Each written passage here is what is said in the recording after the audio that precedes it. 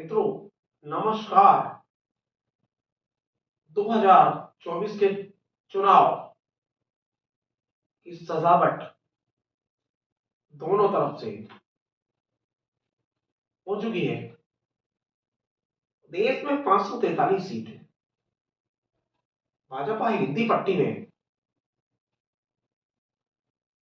लगातार दो चुनावों से अधिकांश सीटें जीतती रही है। 2024 के चुनाव में भारतीय जनता पार्टी को पिछली बार की 303 सीटों का आंकड़ा पार करने के लिए उन 88 सीटों पर अपना दावा मजबूत करने के लिए और तीसरी बार देश में मोदी सरकार की वापसी के लिए कड़ी मेहनत करती दिखाई दे रही है। भाजपा के दो बड़े राज्य हैं जहां भाजपा सेकंड स्ट्रिंग में है। मुख्यमंत्री दूसरी पार्टियों की। एक बिहार जहां 40 लोकसभा क्षेत्र आते हैं। नीतीश कुमार लगातार उल्टबाजियां करते रहते हैं, कभी राजद के साथ तो कभी भाजपा के साथ। इंडिया छोड़कर वे एक बार फिर भाजपा के साथ एनडीए में शामिल हो गए हैं और एनडीए ने 2019 के लोकसभा चुनाव में से 40 में से 39 सीटों पर जीत हासिल की थी।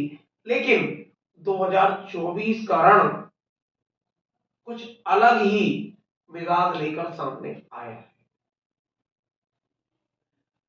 लगातार बिहार में राजद के नेता तेजस्वी यादव, जो नीतीश कुमार की महागठबंधन सरकार में मुख्यमंत्री रहे, वे लगातार मजबूत हुए हैं।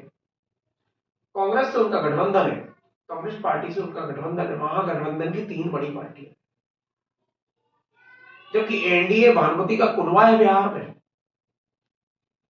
भाजपा, जेडीयू, हम, लोक जनशक्ति पार्टी रामविलास पासवान और रालोसपा, राष्ट्रीय लोकतांत्रिक जनता दल, ये एनडीए का हिस्सा है। आज एक नई खबर भी सामने आई है कि पप्पू यादव, जनाधिकार पार्टी के राष्ट्रीय अध्यक्ष, आज कांग्रेस ज्वाइन कर। कांग्रेस को कितनी ताकत मिलेगी पप्पू यादव के आने से, ये तो चुनाव तय करेंगे। लेकिन इतना साफ है कि एनडीए की बिहार सरकार अपनी 39 सीटें वापस लाने की कंडीशन में दिखाई नहीं दे रही है। और अगर यह आंकड़ा 30 के नीचे सकता है तो नीतीश कुमार की राजनीति पर ब्रेक लगेगा, उनके मुख्यमंत्री बने रहने पर भी ब्रेक लगने की पूरी संभावना दिखाई दे रही है। अब हम दूसरे बड़े राज्य की बात करेंगे, महाराष्ट्र, जहां 48 सीटें आती हैं। 2019 के चुनाव में भाजपा के मुख्यमंत्री हुआ करते थे फडणवीस। तब भारतीय जनता पार्टी ने वहां सीटें 41 जीती थी। शिवसेना और भाजपा का गठबंधन था। शिवसेना और भाजपा का गठबंधन था।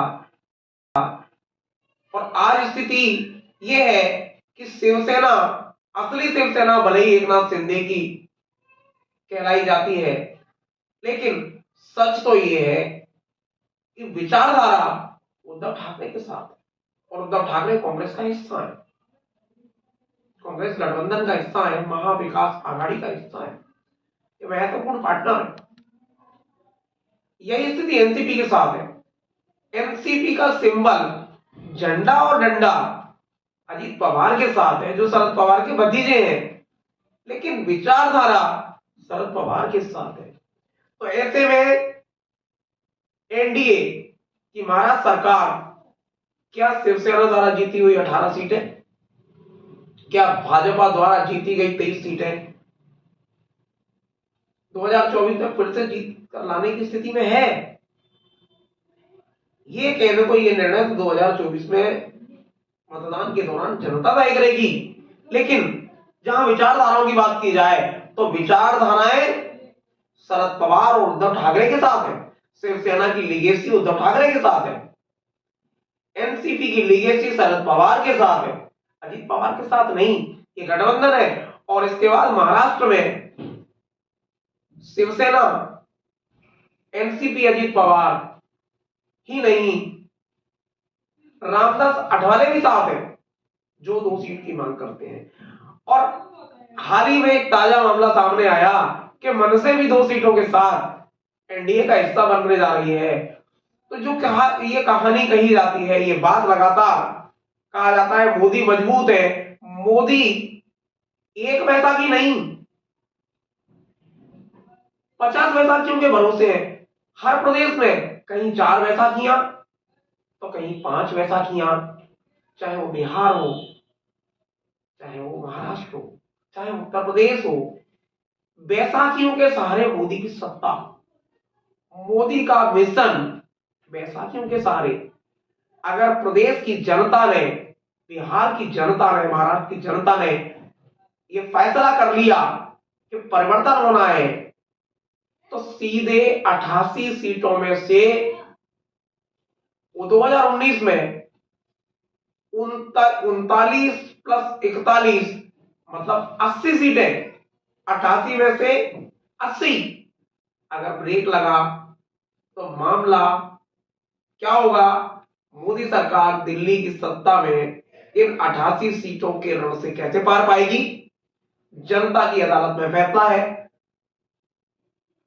परिस्थितियां बताती हैं कि विपक्ष के साथ बिहार और महाराष्ट्र की राजनीति, जनता, विचारधारा और परिस्थितियां विपक्ष के साथ है। मित्रों, फैसला तो मतदान के दिनों में होगा।